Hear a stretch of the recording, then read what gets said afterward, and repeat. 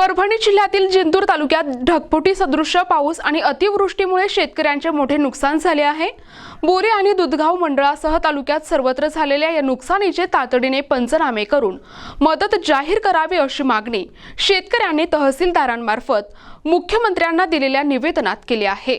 जिंतूर तालुक्यातील दुधगाव आणि बोरी महसूल मंडळामध्ये अतिवृष्टी झाल्यामुळे शेतीत पाणी साचले आहे। त्यामुळे सोयाबीन, कापूस, तूर आणि मूग यांसारखी पिके पूर्णपणे उद्ध्वस्त झाली आहेत। अनेक ठिकाणी पिके वाहून गेलीत। विशेषतः करपरा नदीकाठावरील जमिनी मोठ्या प्रमाणात खरडून गेल्या आहेत, ज्यामुळे शेतकरी हवालदिल झालेत। या नैसर्गिक आपत्तीमध्ये पिकांसह शेतकऱ्यांचे गोठे, गुरे, जनावरे आणि शेती उपयोगी साहित्य देखील वाहून गेले आहे। शेतकऱ्यांनी शासनाकडे तात्काळ पंचनामे करण्याचे आदेश देण्याची आणि लवकरात लवकर मदत देण्याची विनंती केली आहे। जर शासनाने या मागणीकडे दुर्लक्ष केले तर दिनांक 22 ऑगस्ट रोजी तहसील कार्यालयासमोर बेमुदत उपोषण सुरू करण्याचा इशारा शेतकऱ्यांनी दिला आहे। आता आम्ही तहसीलदार साहेबांना भेटलो तर ते म्हणतात उद्या आम्ही त्याची मीटिंग लावणार आहोत। मीटिंग लावणार कधी? आज पंचनामे झाले ना। आज पूर्ण तालुक्याचे बघा तुम्ही। आता माझा तलाठी पाहुणा आहे तिथं टोटल त्या नदीकाठच्या पोड्याकाठच्या लोकांचे पंचनामे झाले आणि आपल्या इथं आणखी मीटिंगच झाली नाही। हे कोणतं आहे? आम्ही काय परभणी जिल्ह्याच्या बाहेरचे का? पूर्ण परभणी जिल्ह्याच्या बाहेरचे का? पण तिथलचे पंचनामे होतात तर आमच्या इथली आणखी मीटिंगच कशी लागत नाही? आमचं म्हणणं आहे एवढी अतिवृष्टी काय जिंतूर तालुक्यात झाली नाही असं काय आहे का? तिकडे पूर्णला आली, परभणी तालुक्यात आली, आजूबाजूच्या तालुक्यात आली, मग आमचे पंचनामे का रखडले? पंचनामे त्वरित त्याने करून आम्हाला जी काय मदत द्यायची ती द्यायची ना। आमचा तालुका मागे कशामुळं? सरसगट तुम्ही पंचनामे द्याले ना, आदेश शासनाचा आहे ना, त्याला बी तुम्हाला बी। मग आमची मीटिंग उद्या का लावली तुम्ही? त्याच्या बरोबरच मीटिंग करून पंचनामे करून घ्यायला पाहिजे ना। पंचनामे केल्यानं भागत नाही। आम्हाला सरसगट काय मदत आहे ती शासनानं द्यावी। जिंतूर तालुक्यामध्ये ढगफुटी झालेली आहे, अत्यंत दुरावस्था आहे झालेली आहे शेतकऱ्यांची। गुडघ्या इतकं पाणी आहे शेतामध्ये। जाऊन पंचनामे सरकारनं तहसीलदार साहेबांना लवकर निर्देश काढाव आणि प्रत्येक बांधावर जाऊन पंचनामा कराव। सगळं जे जितकं मंडळ आहे, जितके ते हे मंडळ तितक्यांमध्ये अतिवृष्टी झालेली आहे आणि इतकी बिकट परिस्थिती आहे की असं समजा कुठं पाहायचं सारखं धन राहिलेलं नाही आणि ताबडतोब सरकारनं सुद्धा याच्यावर मोठी दखल घ्यावी।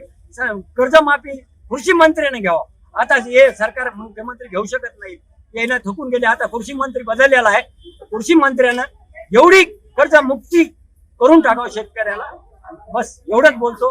आज 8-10 दिवसापासून जे पाऊस सुरू आहे मराठवाडा, महाराष्ट्र सगळ्या याच्यातच आज मुखेड आलं, नांदेड, परभणी, हिंगोली सगळ्याच आपल्या मराठवाड्यात सगळीकडे बिकट परिस्थिती निर्माण झाली।